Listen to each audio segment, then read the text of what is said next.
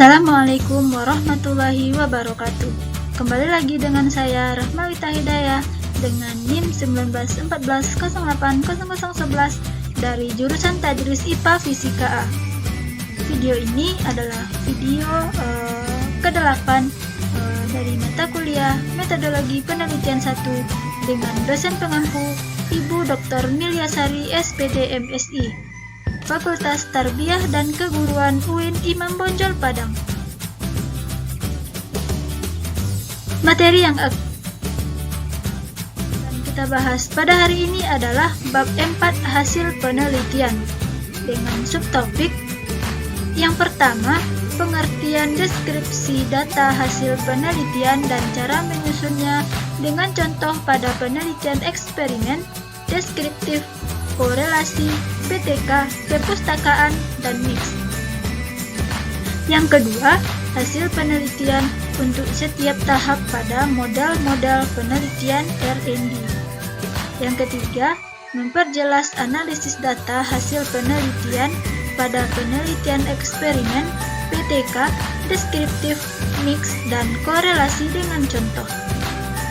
Yang keempat, menguraikan pembahasan penelitian dengan contoh, dan yang kelima, menguraikan keterbatasan penelitian. Kita masuk materi yang pertama, yaitu pengertian deskripsi data hasil penelitian dan cara menyusunnya dengan contoh pada penelitian eksperimen, deskriptif, korelasi, PTK, kepustakaan, dan mix.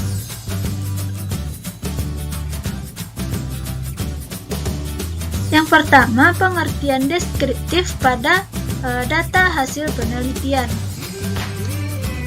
Deskriptif data adalah merupakan gambaran data yang digunakan dalam suatu penelitian.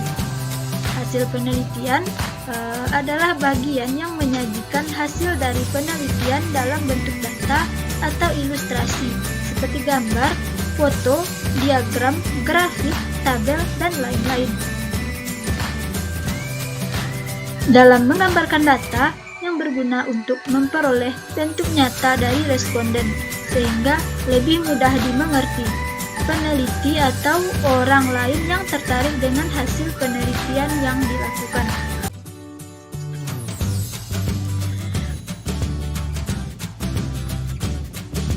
Data hasil penelitian ini berisi serangkaian data yang berhasil dikumpulkan, baik data pendukung seperti latar belakang lembaga atau instansi yang diteliti, struktur organisasi, dan sebagainya, serta data utama yang diperlukan untuk pengujian hipotesis yang berfungsi untuk mengadministrasi dan menampilkan ringkasan yang ada, sehingga memudahkan pembaca lain mengerti substansi dan makna dari tampilan data.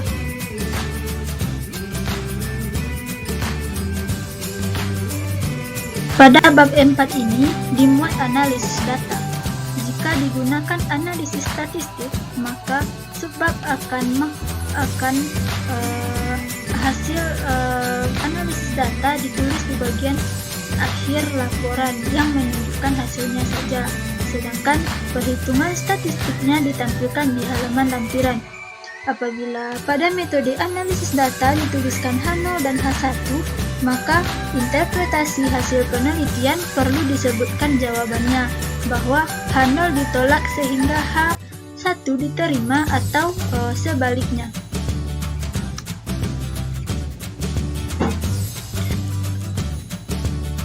Menyusun data hasil penelitian eksperimen dengan contoh.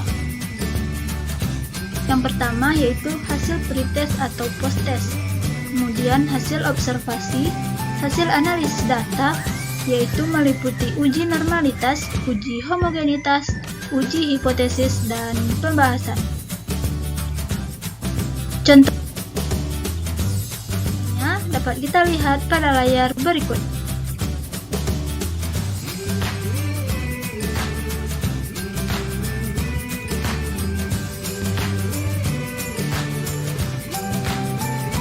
Yang kedua, menyusun data hasil penelitian deskriptif dengan contoh. yaitu yang pertama, membuat tabulasi hasil instrumen ke dalam tabel. Yang kedua, membuat pembahasan terkait permasalahan. Contohnya, yaitu analisis minat belajar fisika peserta didik terhadap penggunaan aplikasi Edumu. Pada hasil penelitian, terdapat tabel statistik penggunaan aplikasi Edumu, tabel statistik hasil angket minat belajar peserta didik, histogram 41 tentang minat belajar fisika.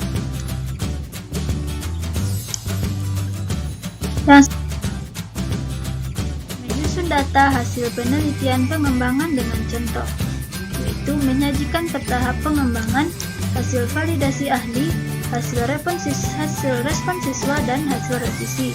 Contohnya pada skripsi, mencatat hasil pengembangan media pembelajaran berbentuk aplikasi Android dengan mencantumkan validasi produk. Kemudian penilaian isi atau materi dan desain media, dan yang keempat penilaian guru dan mata pelajaran.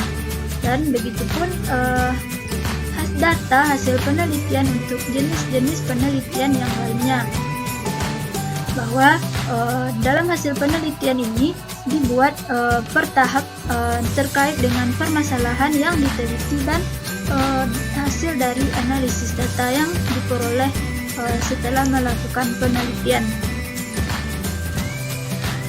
Nah, kita masuk materi yang kedua, yaitu hasil penelitian untuk setiap tahap pada model-model penelitian R&D.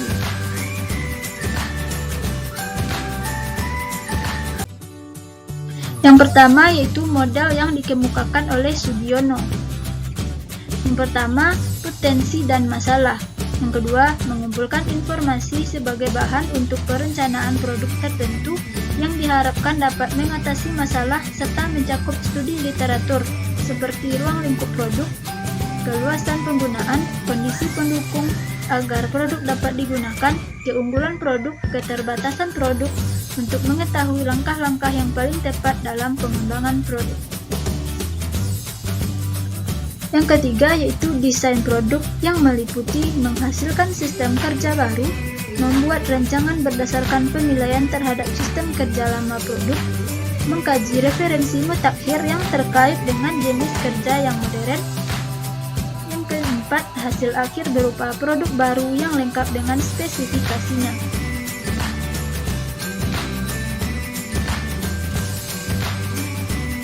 Yang berikut hasil validasi desain meliputi kegiatan menilai rancangan produk yang bersifat penilaian yang berdasarkan pemikiran rasional.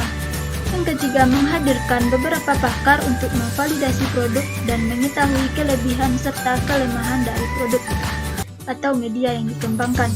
Kemudian selanjutnya perbaikan desain, yaitu memperbaiki kelemahan yang muncul pada tahap validasi. Langkah selanjutnya, menguji coba produk, kemudian membandingkan efektivitas dan efisiensi sistem kerja lama dengan kerja yang baru, kemudian melakukan revisi produk, melakukan uji coba pemakaian, kemudian melakukan revisi produk setelah melakukan uji pemakaian, dan pembuatan produk secara massal. Yang berikutnya,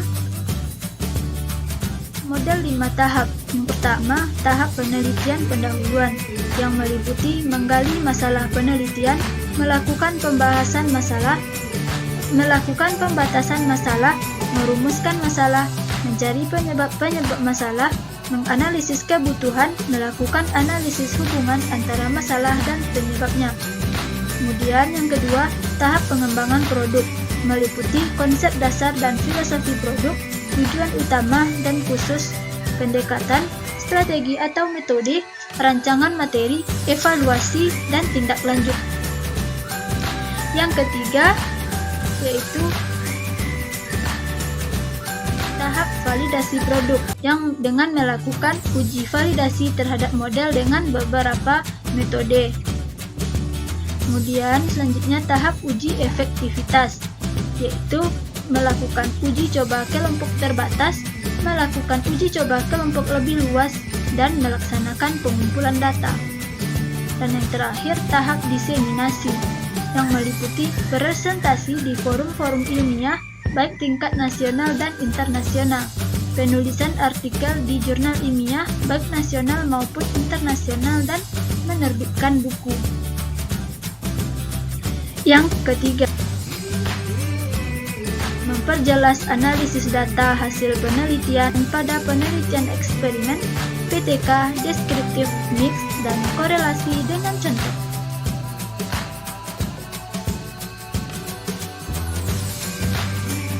Yang pertama, analisis data penelitian eksperimen. Yang pertama, analisis data hasil tes, yang meliputi yang pertama, membuat tabel persiapan untuk menghitung T-hitung, kemudian mencari min variabel X dan variabel Y, kemudian mencari min gain atau D antara pretest dan posttest, kemudian menghitung nilai kuadrat deviansi, menghitung derajat kebebasan, mencari nilai T-hitung, memberikan interpretasi terhadap nilai T-hitung, dan menguji kebenarannya dengan membandingkan nilai T-tabel. Yang kedua, analisis data angket menggunakan rumus presentasi jawaban. Dengan menggunakan rumus presentasi jawaban sama dengan frekuensi jawaban responden dibagi jumlah responden dan dikalikan dengan 100%. Kemudian pembahasan hasil angket berdasarkan nomor soal. Dan yang ketiga, menyimpulkan hasil penelitian. Yang selanjutnya, contoh dari analisis penelitian data deskriptif dapat kita lihat pada layar.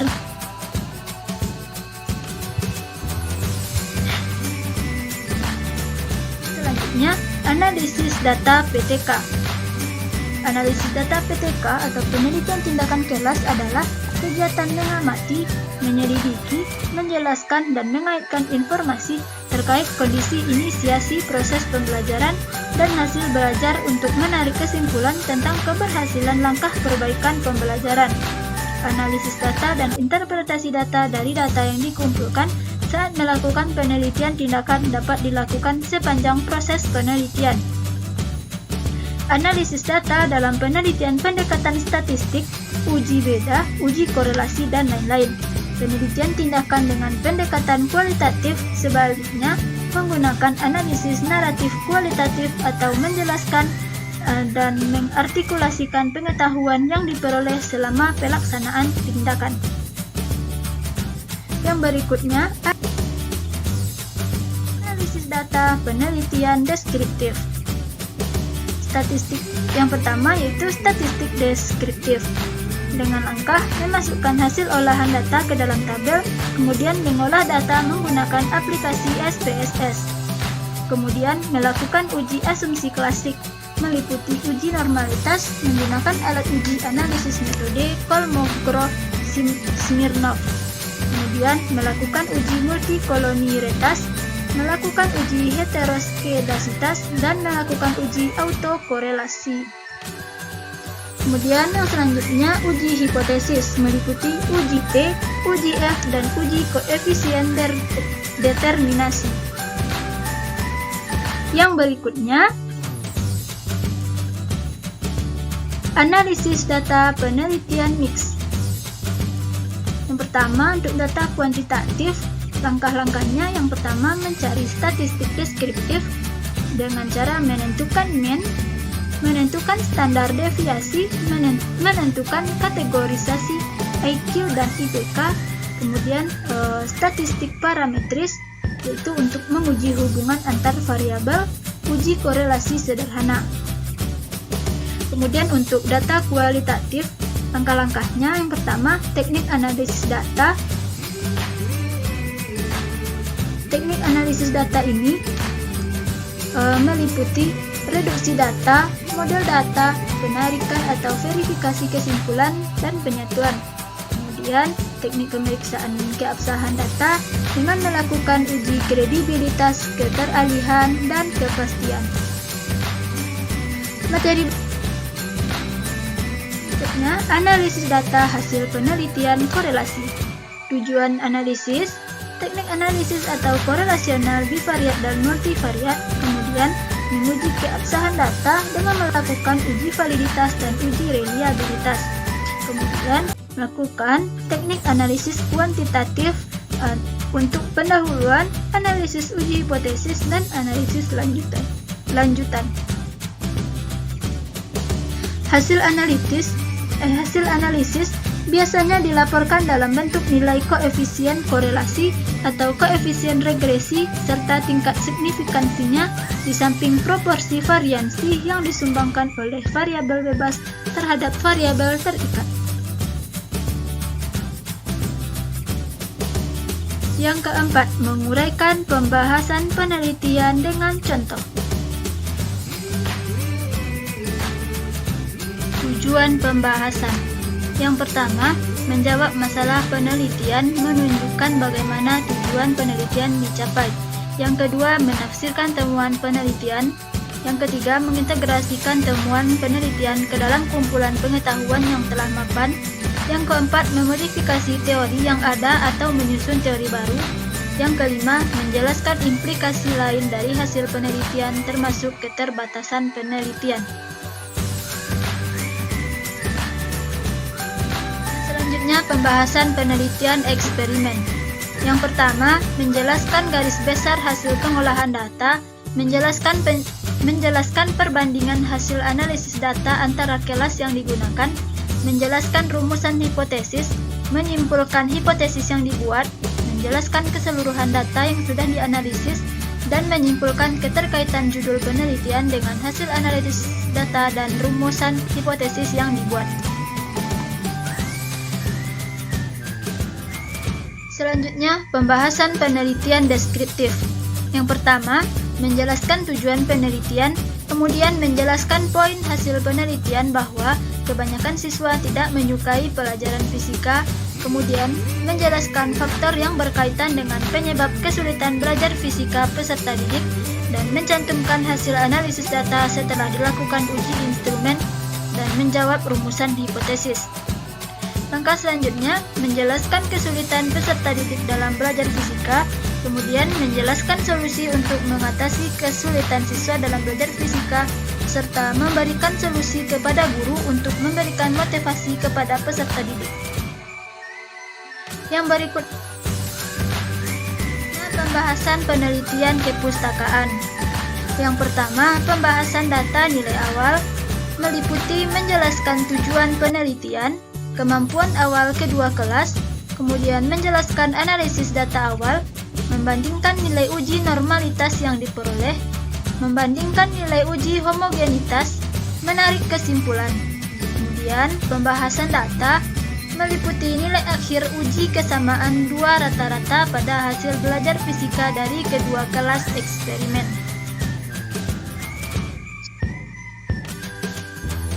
Pembahasan penelitian korelasi yang meliputi yang pertama, menjelaskan hasil analisis data secara berkelompok. Yang kedua, hubungan antara perhatian orang tua dengan prestasi belajar. Yang ketiga, hubungan antara minat belajar fisika dengan prestasi belajar fisika. Yang keempat, hubungan antara minat belajar fisika dan perhatian orang tua dengan prestasi belajar. Berikutnya, pembahasan penelitian R&D. Yang pertama, menjelaskan model penelitian R&D yang digunakan, menjelaskan tahap awal penelitian, menyimpulkan hasil penelitian awal, mengembangkan media yang menarik untuk proses pembelajaran, kemudian menetapkan materi yang akan digunakan dalam video pembelajaran. Selanjutnya, harapan dari pengembangan produk atau media, kemudian hasil validasi produk dari ahli materi, hasil validasi produk dari ahli media, hasil validasi produk dari ahli IT, kemudian uji coba kepada pendidik, dan melakukan uji coba produk. Materi yang kelima, menguraikan keterbatasan penelitian. Keterbatasan penelitian adalah hal yang menghambat atau mengganggu selama melakukan penelitian. Keterbatasan ini sering dituliskan dalam laporan hasil penelitian dengan tujuan agar pembaca dapat memahami kondisi dan kendala yang dilewati peneliti selama penelitian berlangsung. Keterbatasan yang sering ditemui peneliti dalam melakukan penelitian diantaranya yang pertama, keterbatasan ruang lingkup kajian yang harus dilakukan untuk mendukung prosedural teknik penelitian ataupun faktor logistik. Kemudian yang kedua, keterbatasan yang ditemui selama melakukan penelitian seperti terhambat karena adat istiadat tempat melakukan penelitian atau tradisi daerah setempat maupun kepercayaan yang tidak bisa dijangkau oleh peneliti. Nah, itulah tadi pembahasan materi yang ke-8. Semoga bermanfaat dan jangan lupa di like dan di komen. Terima kasih. Wassalamualaikum warahmatullahi wabarakatuh.